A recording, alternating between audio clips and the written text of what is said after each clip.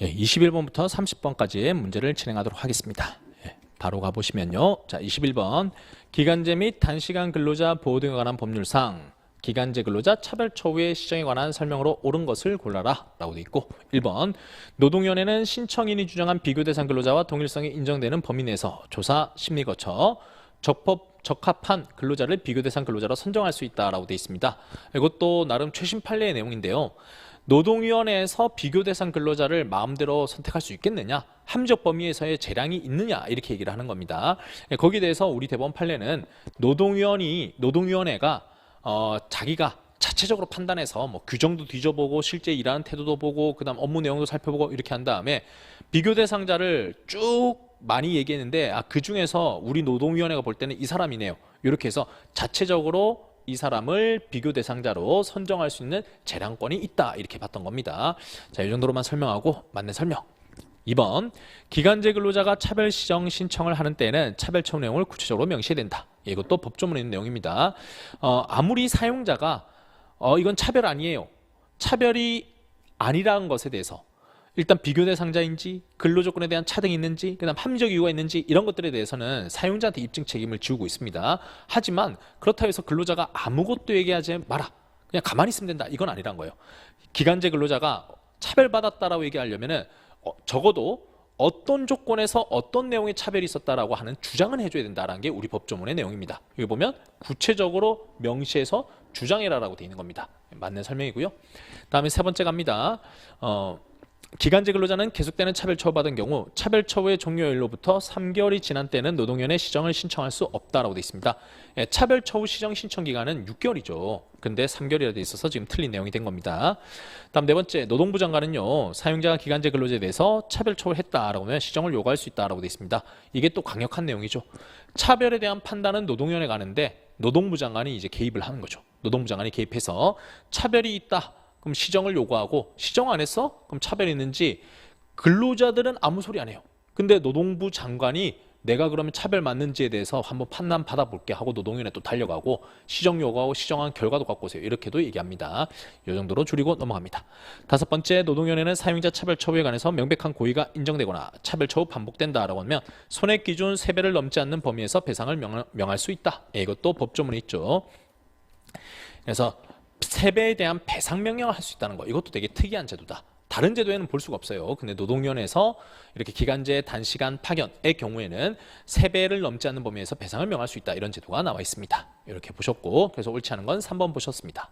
다음 22번 기간제 단시간 근로자 보호 등에 관한 법률상 기간제 근로자 근로계약 체결할 때 서면으로 명시해야 되는 것을 모두 골라라 라고 되어 있습니다. 자, 이거는 근로기준법에서 서면 명시해야 될 거 플러스 알파가 있죠.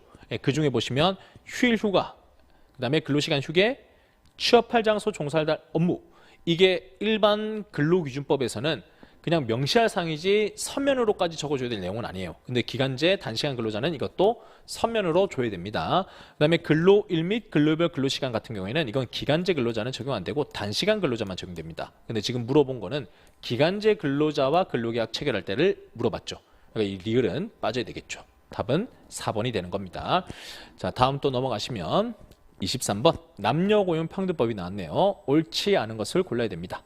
자, 사업주는 사업장의 남녀고용평등 이행을 촉진하기 위해서 그 사업장 소속 근로자 중에 노사협의회가 추천한 사람을 명예고용평등감독관으로 위촉해야 된다라고 되어 있는데, 자, 이런 명예가 붙는다라고 한다면은 이건 누가 시키는 거냐? 노동부 장관이 한다라고 되어 있습니다. 그래서 이거는 사업주라고 되어 있어서 틀렸다, 이렇게 정리가 되고요.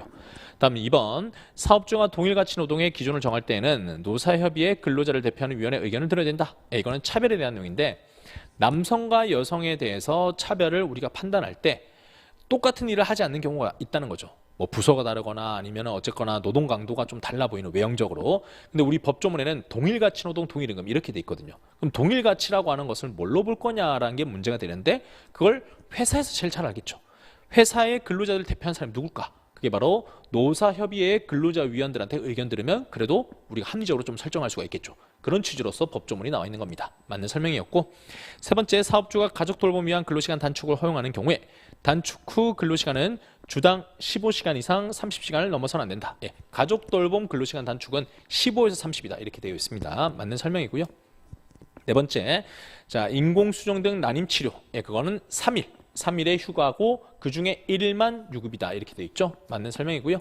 그다음에 사업주는 55세 이상 근로자의 은퇴를 준비하기 위한 근로시간 단축. 이것도 가족 돌봄 근로시간 단축인데 그 중에 한 사유가 앞으로 정년을 앞두고 정년퇴직을 은퇴를 준비하기 위해서 준비하는 시간 동안에는 근로시간 단축이 가능한데요. 그때 연장 근로를 명시적 청구하면 주 12시간 이내에서 연장 근로 시킬 수 있다라고 돼 있는데 생각을 이렇게 하시면 돼요. 가족 돌봄 근로시간 단축인데 근로시간 단축하는 순간 단시간 근로자가 되는 겁니다. 그럼 단시간 근로자가 기간제 및 단시간 근로자 보호 등에 관한 법률에 따르면 단시간 근로자 같은 경우에는 본인의 소정 근로시간보다 일주 12시간까지만 더 연장 근로할 수 있습니다. 그래서 12시간, 이건 잘 났고요. 그다음 단시간 근로자인데 기껏 은퇴 준비한다고 일 좀 줄이고 집에 가서 다른 자격증을 준비할게요. 이렇게 하고 있는데 연장 근로해. 이렇게 되면 근로자 입장에서는 은퇴 준비를 못 하겠죠. 그래서 근로자가 진짜 필요해야만 연장 근로 시키는 거다. 그래서 보시면 명시적 청구라고 돼 있죠. 이렇게 나왔으니까 맞는 내용으로 잘 나온 겁니다. 그래서 답은 1번이 되는 거고요. 다음 24번. 괄호 안에 있는 내용으로 옳게 나열한 것을 골라라 라고 되어 있습니다. 자, 사업주는 근로자의 배우자 출산을 이유로 휴가를 청구했다. 예. 아내가 출산했을 때 남성 근로자의 배우자 출산 휴가를 묻는 겁니다. 여기서는 10일의 휴가를 줘라 이렇게 되어 있고요.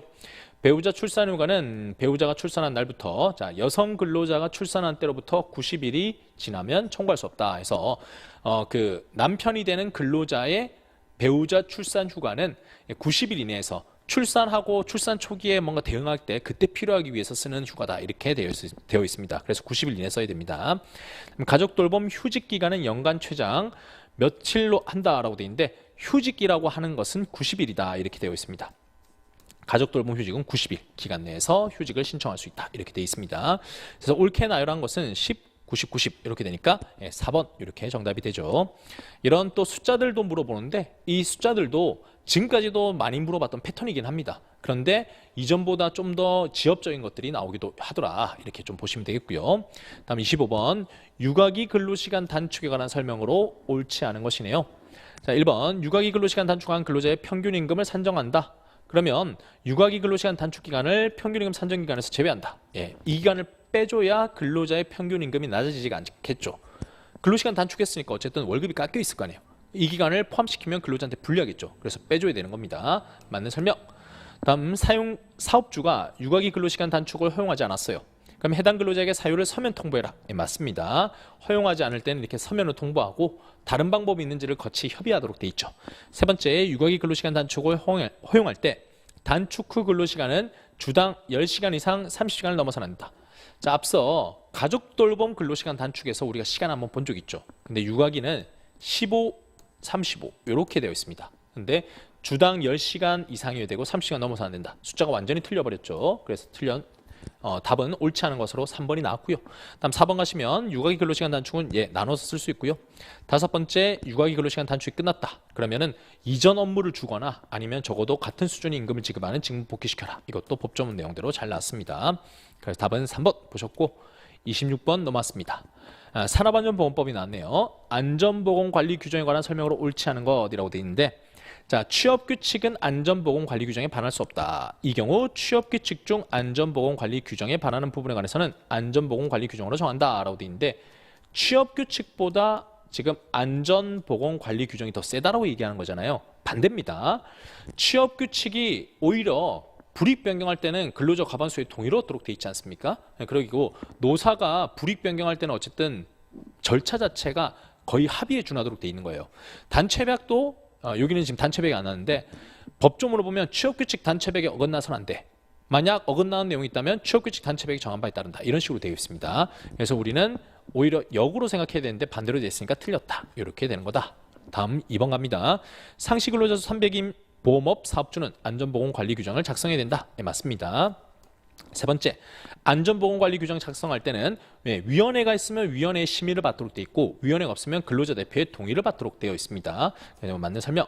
다음, 근로자는 안전보건관리 규정 지켜야 된다. 당연하겠죠. 자신의 안전을 위해서는 안전수칙을 지켜야 되지 않겠습니까? 뭐 작업을 할 때 보호구를 낀다. 뭐 그런 것들은 당연히 지켜야 될 내용이죠. 근데 그거 안 지킨다라고 한다면 무슨 규정이 필요하겠습니까? 당연히 지켜야 되고, 다음에 사고조사 대책 수립에 관한 사항도 규정에 포함된다. 예, 맞습니다. 그래서 사고가 났다. 물론 사고가 안 나기 위해서 해야 될 업무 프로세스도 적혀 있는데 사고 났을 때 대응하는 거 그런 매뉴얼도 적혀 있고 그 다음에 조사해야 되는 거 조사 의무도 있습니다. 조사를 해야 다음번에 사고가 안 나겠죠. 그래서 조사하는 것도 대책 수립하는 것도 다 규정 안에 들어가도록 되어 있습니다. 답은 1번이 됐고요. 다음 27번 넘어가시면 정의가 나왔네요. 용어의 정의로 옳지 않은 것이라고 되어 있는데 1번 산업재해란 노무를 제공하는 사람이 업무 관계되는 건설 설비 원재료 가스 증기 분진에 의하거나 작업 그 밖의 업무로 인해서 사망 또는 부상 질병에 걸린 것을 말한다 라고 되어 있습니다. 그래서 이거는 맞는 설명.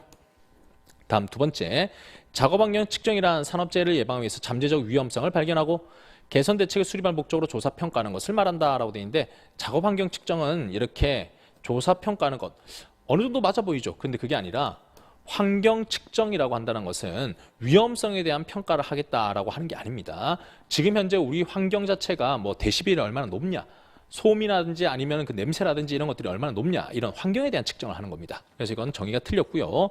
그 외에 다음 세 번째, 관계 수급인이란 도급인이 여러 단계에 걸쳐 체결됐을 때 각 단계별로 도급받은 사업주 전부를 말한다. 예. 수급인이라고 하는 것 자체가 일을 받는 사람이죠. 근데 일을 받았다는 얘기는 그 일을 내가 하기 위해서 도급 계약을 맺어서 들어왔다는 얘기가 되는 겁니다. 그러니 도급이 여러 단계에 걸쳤다. 관계라고 하는 것이 1차 도급, 2차 도급, 3차 도급 했을 때 일감 받았던 사람들을 다 묶어가지고 이런 관계에 있는 사람들 이렇게 엮었다고 보시면 되겠습니다. 그래서 각 단계별로 도급받은 사업주 전부를 말한다. 맞는 설명입니다. 그래서 수급이나 돼 있는데 밑에 도급받은이라고 돼 있으니까 헷갈리실 수 있는데 결국 수급을 받으려면 그 일감을 받을 수 있어야 되니까 도급받은 사장님이다. 이렇게 보시면 되겠습니다. 그다음 건설공사 발주자. 자, 발주자는 일감을 주면서 이 건물 좀 지어주세요 하는 의뢰인이다라고 보시면 됩니다. 보시면은 건설공사 시공을 주도해서 총괄 관리하지는 않아야 된다라고 돼 있고 도급받은 건설공사를 다시 도급하는 자는 제외한다라고 돼 있습니다. 자, 일단 건설공사 도급한다. 의뢰를 했죠. 하지만 본인이 의뢰한 다음에 시공을 주도해서 총괄 관리한다? 그러면 결국 본인이 시공을 총괄하는 시공사다. 이렇게 되는 겁니다. 의뢰만 하고 빠져야 되는 거예요. 그래서 총괄 관리하지 않는 자다. 하는 정의가 맞고 도급받은 건설공사를 다시 도급한다. 이것도 앞서 얘기했듯이 본인이 도급받은 다음에 그 다음에 다시 돈 넘겨주는 거다. 이렇게 얘기를 하는 건데 그렇다면 총괄 관리하는 사람하고 뭐가 달라? 이렇게도 볼 수 있겠죠. 다음에 도급인이란 물건의 제조, 건설, 수리, 서비스의 제공, 그 밖의 업무를 도급하는 사업주를 말한다. 앞서 얘기했듯이 도급은 일감 주는 회사입니다. 제조, 건설, 수리, 서비스 모든 분야에 대해서 어쨌든 일감 주는 사람이다라고 보시면 되겠고 건설공사 발주자는 제외한다라고 돼 있죠. 앞서 건설공사 발주자는 제외한다라고 했죠. 그래서 이거는 빼고 나머지를 다 도급인으로 넣어서 도급인에게 당신의 일감 줄 때 그 하청회사한테 이런 의무 하세요 라고 하는 게 이제 도급인의 산업안전보건법에서 도급인의 의무로 남아 있습니다. 발주자는 빠지는 거죠. 그래서 이렇게 정리가 되고 자, 옳지 않은 건 그래서 2번이다 라고 정리가 됩니다. 자, 바로 가셔서 28번 또 옳지 않은 것이네요. 자, 산업안전보건법상 보건관리를 봐야 되겠고요. 자, 잠암 작업, 고위험 작업이죠. 고기압, 고위험 작업에 대해서는 1일 6시간, 1주 34시간을 초과할 수 없다라고 돼 있는데 5시간을 초과할 수 없다 했으니까 법보다 더 작게 일하는 건 좋은데 그럼 6시간 일했으면 1번 지문에 따르면 그 사장님은 잡혀간다는 얘기잖아요. 만약에 안 되겠죠. 6시간까지는 허용되잖아요. 그렇기 때문에 이 지문은 틀린 지문이 되는 겁니다. 다음 두 번째, 도급인 사업장의 관계 수급인 근로자가 작업할 때 도급인이 법정 자격을 가진 자로 하여금 작업 환경 측정을 하도록 해야 된다라고 되어 있습니다. 앞서 제가 도급인이 일감 줄 때 자기 하청회사들한테 이런 의무들이 있습니다 했죠. 그런 의무 중에 이런 게 대표적인 거예요. 관계 수급인의 근로자 작업할 때 도급인이 작업 환경 측정을 해야 된다. 이렇게 되어 있습니다. 그것도 자격 가진 사람한테 환경 측정하세요. 안전한지 위험한지 판단해 주십시오. 안전하게 하려면 어떻게 되는지에 대해서 알려주십시오. 이런 것들을 도급인이 하라라고 되어 있습니다. 만약 수급인이 하라라고 되어 있으면 수급인은 보면은 자본적으로 열악하단 말이죠. 그리고 그냥 소사장이고 이러다 보니까 본인들이 이런 안전에 대해서는 뭐 비용도 너무 많이 들고 그냥 제가 알아서 할게요. 제가 근로자 안 쓰고 제가 그냥 몸으로 할게요. 이러다가 사고들이 많이 발생하는 거죠. 돈 가진 사람, 그런 도급인들이 해야 된다. 이렇게 보는 겁니다. 다음 가시면 사업주는요. 근로자 대표가 요구하면 작업환경 측정 시 근로자 대표를 참석시켜야 된다라고 돼 있습니다. 이거 맞는 얘기입니다. 요구가 있을 때 참석시키라 돼 있지 무조건 선제적으로 의무가 있는 건 아니다. 네 번째, 건강진단 실시할 때도 근로자 대표가 요구하면 참석시켜라 라고 돼 있죠. 이것도 맞습니다. 다섯 번째, 이게 최근에 나왔던 조문이죠. 휴게 시설에 대해서 사업주가 만들어야 된다라는 의무가 생겼죠. 사업주는 근로자 신체 피로, 정신적 스트레스를 해소할 수 있도록 휴식 시간에 이용할 수 있는 휴게 시설을 갖춰야 된다라고 되어 있습니다. 그리고 가로 안에 있는 내용까지도 맞습니다. 관계 수급인의 근로자를 포함해서 쉴 수 있는 휴게 시설을 만들어라 이렇게 되어 있습니다. 그래서 옳지 않은 건 1번 보셨고요.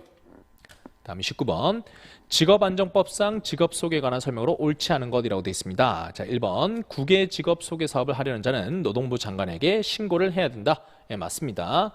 다음에 2번 근로복지공단의 업무상재를 입은 근로자를 대상으로 직업소개하는 경우에 신고를 하지 않고 무료 직업소개 사업을 할 수 있다라고 되어 있습니다. 예, 근로복지공단이 뭐 하는 곳이냐? 여러분들 1차 푸셨으니까 산재 같은 것들 처리해 주는 것이 근로복지공단이죠. 그럼 이제 재활이 끝났어요. 그럼 일할 수 있도록 해줘야 되는데 그러면 이런 근로자에 대해서 직업 소개를 하는 거 바람직하죠. 바람직한데 이거를 꼭 등록하고 신고하고 해야 되겠냐라고 하는 거죠. 당연히 할 수 있다라고 돼 있는 겁니다. 다음에 세 번째 국내 유료 직업 소개 사업을 하려는 자는 노동부 장관에게 등록해라라고 돼 있는데 이거 법좀 보시면은 국내는 지자체장한테 가면 돼요. 근데 국외면은 노동부장한테 가라 돼 있습니다. 등록을 맞는데요. 그래서 이거는 틀린 지문이 되는 겁니다. 다음은 대여해서는 안 된다. 당연 전제고. 그다음에 성급금 지급받지 마라. 이것도 법조문에 나와 있는 내용입니다. 그래서 옳지 않은 건 3번 이렇게 정리가 됩니다.